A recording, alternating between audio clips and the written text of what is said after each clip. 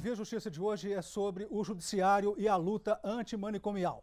Nossos convidados, a psicóloga judicial Gabriela Mansur e o desembargador aposentado Jarbas Ladeira, do Tribunal de Justiça de Minas Gerais.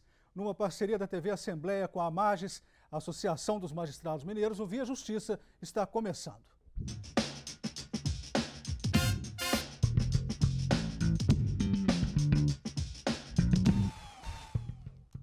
O Dia da Luta Antimanicomial é 18 de maio.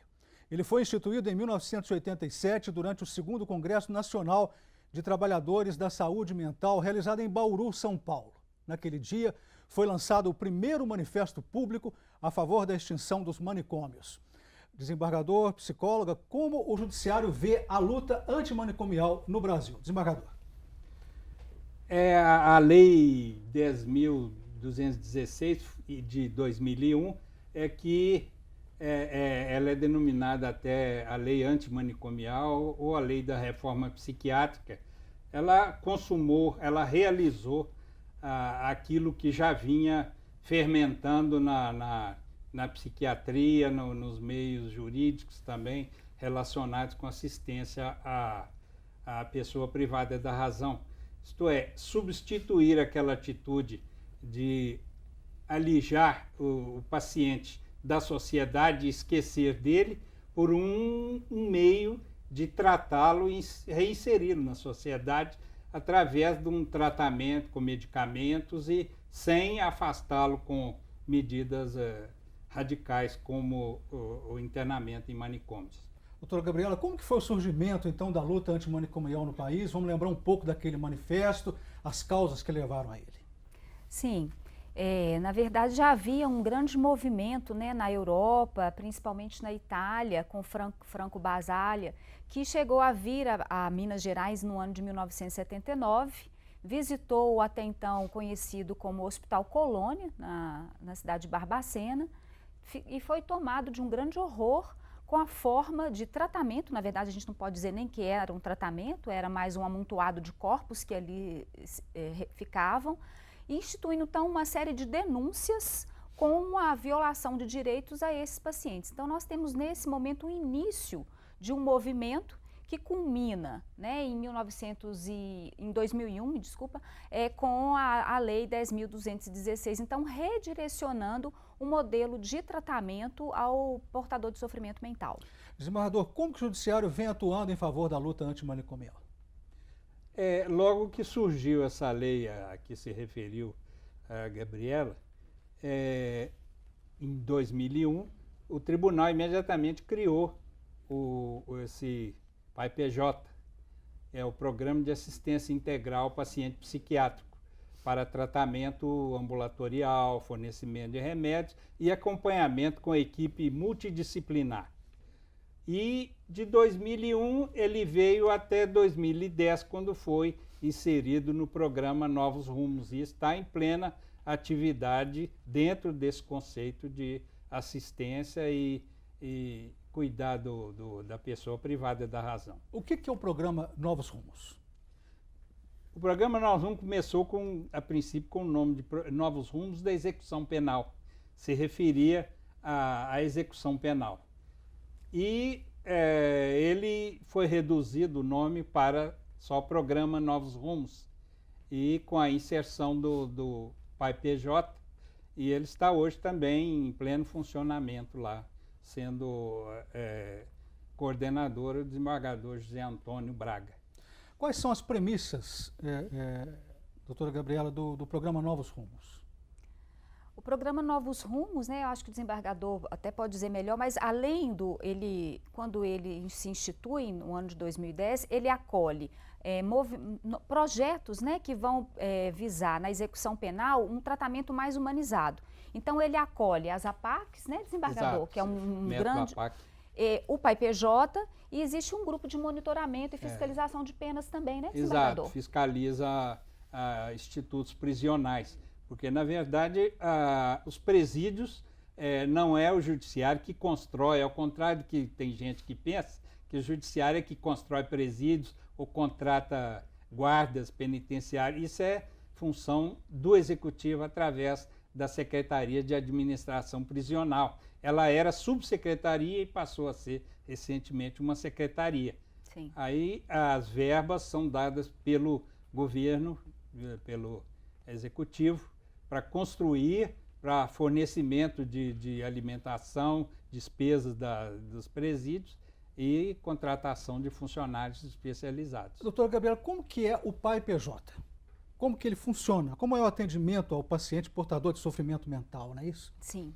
Então, Carlos, os juízes, eles encaminham, né? A gente também recebe por demanda espontânea, mas é sempre por determinação judicial. O juiz autoriza, então, que o PAI-PJ acompanhe um determinado caso e quando esse caso chega, ele é acompanhado por uma equipe interdisciplinar que se compõe de um assistente social ou de um psicólogo e de um assistente jurídico. Qual que é a nossa grande atuação nesse acompanhamento que a gente faz? É estar atento à singularidade de cada caso que nos chega, para tentar promover o acesso à saúde, o acesso aos equipamentos que garantem a cidadania desse sujeito, a família, a comunidade, subsidiando então a decisão judicial na singularização da aplicação da medida de segurança. Poder cuidar, no caso a caso, do que cada um responde ao seu né, que respostas que cada um dá a seu sofrimento e podendo oferecer isso ao judiciário, subsidiando o judiciário na aplicação, o juiz na aplicação da medida, é né, a nossa grande força nesse trabalho. E o PAI-PJ, desembargador, ele está em todas as comarcas de Minas Gerais? Aí esses dados assim, eu não tenho no momento, Sim. mas a central, né, a parte central e as regionais. Isso. Através das regionais, a equipe multidisciplinar se desloca às comarcas onde há necessidade para poder dar o atendimento necessário. Hoje, complementando, né, isso que o desembargador coloca, nós temos, desde 2001, então, nós temos o núcleo aqui em Belo Horizonte. A partir do ano de 2010, então, com a nossa incorporação ao programa Novos Rumos, nós tivemos um primeiro momento de estadualização. Então, nós tínhamos equipes que iam a todas as comarcas do estado, onde os juízes tinham pacientes com a medida de segurança aplicada. Então, nós fizemos um trabalho de mapeamento no estado inteiro de como estavam os casos onde a medida de segurança era aplicada, como é que estava o tratamento, fizemos um grande levantamento. E mantivemos essas equipes. No ano de 2016, a gente teve uma redução nessa equipe e hoje nós temos núcleos em algumas comarcas do estado, atuando no atendimento aos juízes criminais dessas comarcas onde temos os núcleos implantados. O PAI-PJ segue, então, os princípios da luta antimanicomial? Certamente, Carlos, né? Porque nós vamos privilegiar, assim como a lei propõe, o tratamento em meio aberto. E que a internação ela só aconteça em momentos de crise, em momentos pontuais, para que os laços sociais não se rompam, né, nem com a família, nem com a sociedade, e que o tratamento possa se dar nesse contexto. O que dizer, desembargador, da eficácia da Lei 10.216, né, a lei da reforma psiquiátrica, como é chamada, né, quase 18 anos depois de sua entrada em vigor? Ela traz orientação que é realmente digna de elogios, porque rompe com aquele método da segregação, de julgar num estabelecimento qualquer e deixar lá sem nenhuma atenção, nem preocupação com a reinserção social. Mas dentro desse panorama da falta de recursos, não é? Por exemplo, o PAI-PJ tem conseguido bons resultados. Não temos a quantidade de CAPs ou as terapêuticas, as comunidades terapêuticas, em quantidade necessária para dar atendimento num país muito populoso como esse. Mas, nesse cenário de falta de recursos, eu acredito que tem funcionado a contento. O Via Justiça faz agora um rápido intervalo e voltamos em instantes.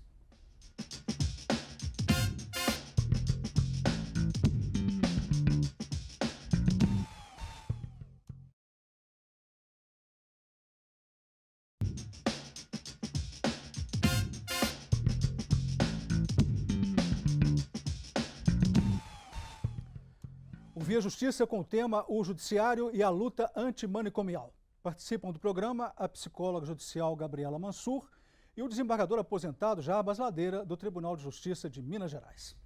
O CONAD, Conselho Nacional de Políticas sobre Drogas, aprovou em março uma resolução com mudanças decisivas nesta política, afetando a luta antimanicomial. Psicóloga, como analisar a resolução do CONAD? O que ela diz? Na verdade, o que o CONAD propõe é um investimento financeiro nas comunidades terapêuticas, né, nas conhecidas comunidades terapêuticas. A grande questão e a crítica que nós, temos a luta manicomial como um modelo de tratamento para as pessoas com sofrimento mental e que se incluem aí também os usuários de álcool e droga, é que o modelo que se propõe é o modelo do CAPS, não é? A luta antimanicomial propõe um modelo em centros de atenção psicossocial, que é um modelo onde a pessoa não precisa ser internada e que não tem a abstinência como uma proposta de tratamento. Na verdade, a política antimanicomial ela vai prezar muito mais a redução dos danos que a droga produz do que a abstinência. Então, nessa perspectiva, nós entendemos que há um certo retrocesso nas políticas que hoje orientam o tratamento portador de sofrimento mental e dos usuários de álcool e droga com a implantação dessa resolução, que na verdade implementa um investimento nas comunidades terapêuticas, que tem a abstinência e a internação como propostas de tratamento. Como que o senhor vê essa resolução, desembargador? O senhor acha também que é um retrocesso? Eu acho que a Gabriela apresentou muito bem a questão. Eu acho que retrocesso, assim, cabal não pode haver, porque essa direção no sentido de tratamento ambulatorial e atenção à pessoa privada da razão ou com dependência química, ela é feita para que a pessoa possa voltar, se reintegrar à sociedade. Então, nessa direção, eu acho que não há como haver retrocesso. O senhor acha, então, que os princípios da luta antimanicomial não estão ameaçados? Quer dizer, volta à época dos manicômios? Acredito que não. Nos princípios básicos da Lei 10.216, não há como dizer que possa voltar à etapa anterior de segregação do paciente. Psicólogo, o CONAD suprimiu a chamada política de redução de danos, que foi aprovada em 2005. O que isso significa em termos de prejuízo da luta antimanicomial? É exatamente isso que eu havia colocado, um pouco anteriormente.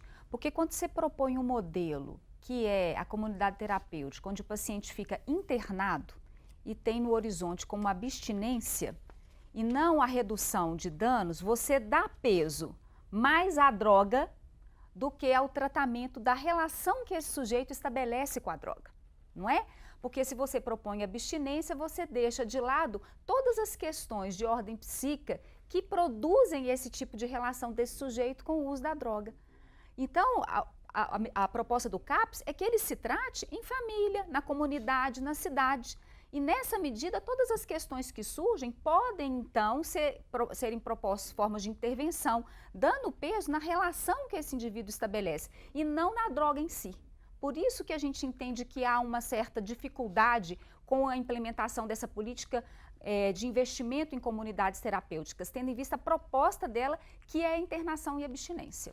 A Comissão de Direitos Humanos da Assembleia Legislativa de Minas Gerais protesta contra a resolução do CONAD. Veja a opinião do deputado Durval Ângelo, integrante da comissão. Essa resolução, ela representa um grande retrocesso.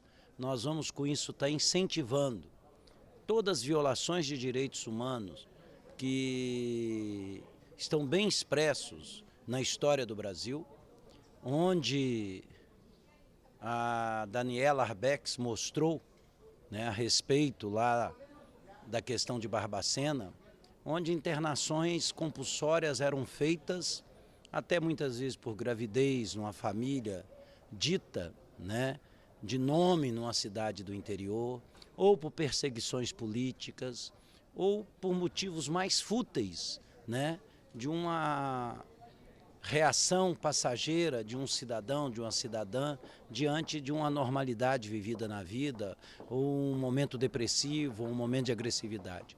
Isso vai voltar. Gostaria que o senhor comentasse a fala do deputado, desembargador.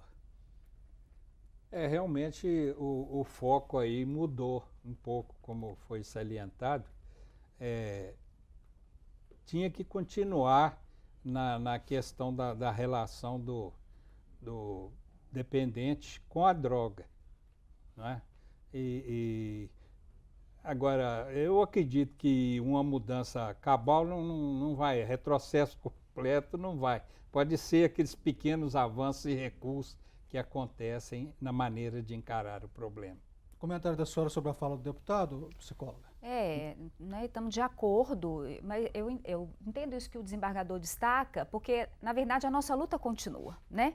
No acompanhamento, por exemplo, dos casos que a gente realiza no PAI-PJ, a nossa discussão, quando a questão do álcool e da droga aparece, é sempre uma interlocução permanente com os trabalhadores do Centro de Atenção Psicossocial, Álcool e Droga, porque a nossa proposta, inclusive junto com as famílias, é que esses equipamentos que devem ser acionados para o acolhimento dos pacientes que estão numa situação de dependência, às vezes de crise, em função do uso abusivo de drogas, e não a solução da comunidade terapêutica. Mas a gente sabe que tem casos que a própria família aciona, nós não deixamos de acompanhar um paciente porque a família decidiu encaminhá-lo para uma comunidade terapêutica. Eu mesmo tenho casos que eu vou até as comunidades, atendo os pacientes, discuto com a equipe que está lá acompanhando. Mas o nosso horizonte é sempre usar os equipamentos propostos pela lei da reforma psiquiátrica, que são os CAPS-ADs, né? Pois é, eu gostaria até que a senhora explicasse isso, como é que é essa política de saúde mental através dos CAPs. Por exemplo, PAI-PJ, como que faz? Como que usa os CAPs? Como que isso acontece? Ótimo.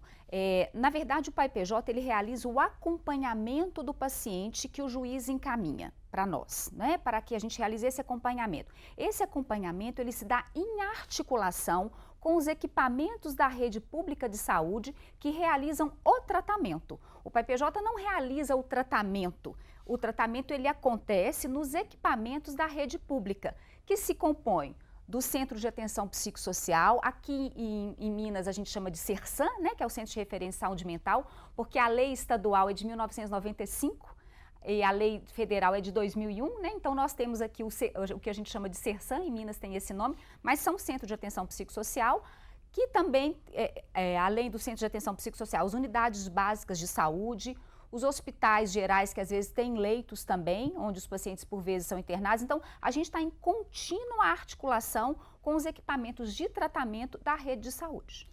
O Via Justiça faz mais um intervalo e voltamos em seguida com o bloco final do programa.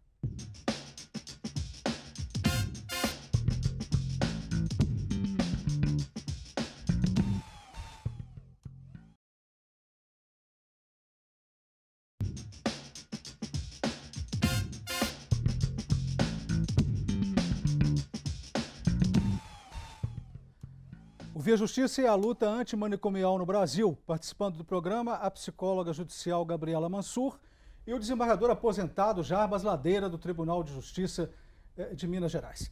Desembargador, a Lei 10.216, ela, na visão do senhor, ela tem conseguido promover a inclusão social, a solidariedade, a dignidade de milhares de pessoas que sofrem de doença mental no Brasil?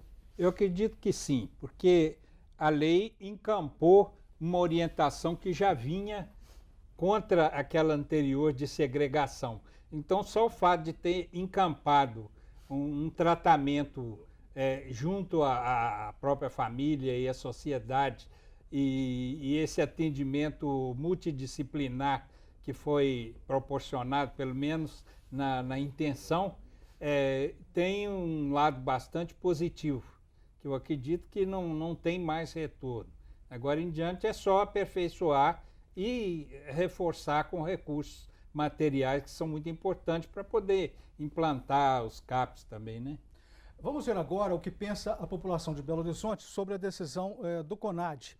Nós perguntamos, você é a favor da internação compulsória de drogados em hospitais psiquiátricos? É uma forma do Estado ter um controle de uma pessoa que está jogada na rua ou não tem outra alternativa para ele. Eu acho que é válido, sim. Eu sou contra a internação compulsória, né, sentido amplo. E encarceramento de pessoas com sofrimento mental muitas vezes beira aquele conceito de manicômio que a gente tem, né, de uma retirada da pessoa da sociedade sem ter um trabalho, um cuidado com ela, com um carinho para reinserir ela na sociedade. Quando a pessoa já começa a fazer mal à sociedade, ela precisa, porque ela já não tem mais discernimento. Todo ser humano tem o direito de ser livre, né, independente de qualquer situação mental. Eu acho que os nossos governantes poderiam lançar alguma coisa, né, umas clínicas que pudessem tratar dessas pessoas sem ter que forçá-las a aceitar um tratamento que eu acho que ninguém que é do bem concorda com isso. Nós temos que ter alguma atitude nesse sentido, de melhora, de encaminhá-los, né? Mesmo que meio contra a vontade, mas tudo na vida tem hora que eles teriam que ter a vontade de procurar, mas já que não tem, a gente acaba tendo que ajudá-los. Senti que parece que está dividida a opinião, é isso mesmo? Eu também tive essa impressão. Gostaria que você comentasse a fala popular. Na verdade, o que é que nós percebemos no acompanhamento de alguns casos, né? Como que as famílias ficam muito desgastadas e sofridas ao lidar com o usuário abusivo de drogas, né? E aí vem-se essa ideia de que a internação é o que pode ser a solução dos problemas. Não é que nós não consideremos que em momentos pontuais, às vezes, a interrupção do uso que uma internação curta pode produzir, ela pode trazer algum benefício. O que nós não podemos é achar que a solução de todos os males para os usuários de álcool e droga seja a internação, não é? E às vezes a família que está muito desgastada e sofrida encontra nisso uma possibilidade única para o tratamento. Então, nós temos que poder ampliar essa discussão, acolher o sofrimento das famílias, porque a gente sabe que muitas vezes é muito difícil mesmo, mas também ter sempre no horizonte, como disse um dos entrevistados, a liberdade que é nosso bem maior, não é? Como abrir mão disso.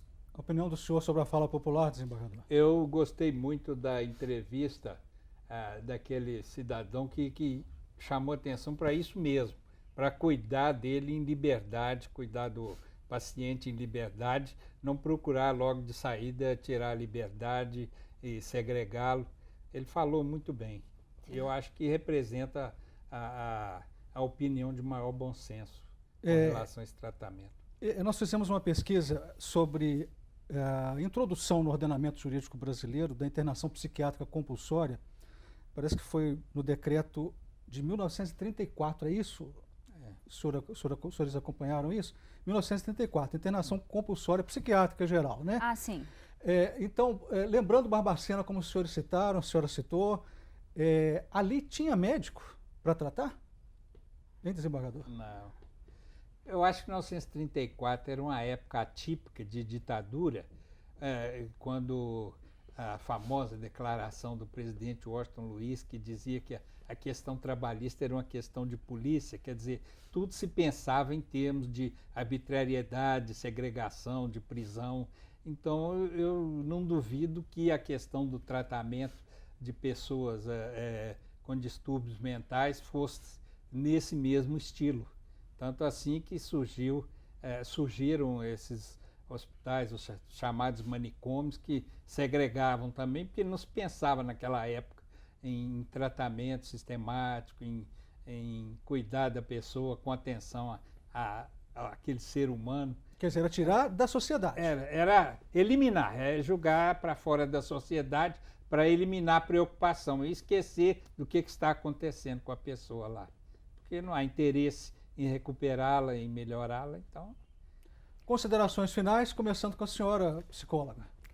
Eu acho que nós estamos, a luta continua, não é? Eu acho que cada vez que a gente comemora, no dia 18 de maio, né, as propostas e esse novo modelo de atenção e assistência à pessoa cometida de sofrimento mental, reafirmando a proposta de que a liberdade é nosso bem maior e que nós temos ela sempre no horizonte como forma de tratamento, inserindo esses pacientes, e para que a gente não repita essa história tão trágica que foi essa que Foucault nos mostrou, que Basaglia, né, veio ao Brasil e pôde testemunhar, que foi uma parte trágica da história do mundo e do Brasil em particular. Rapidamente, o senhor com as considerações finais, desembargador.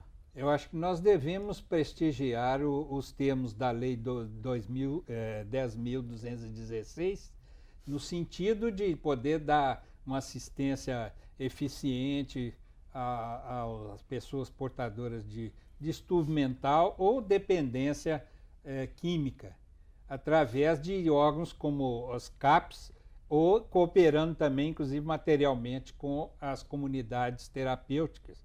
E alocação de recursos também, porque é muito importante a existência de remédios e pessoas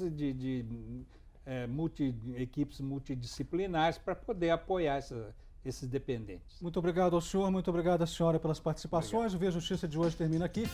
Nós conversamos com a psicóloga judicial Gabriela Mansur e com o desembargador aposentado do TJ de Minas Gerais, Jarbas Ladeira. E-mail de contato, viajustiça@mages.com.br. Até o nosso próximo encontro.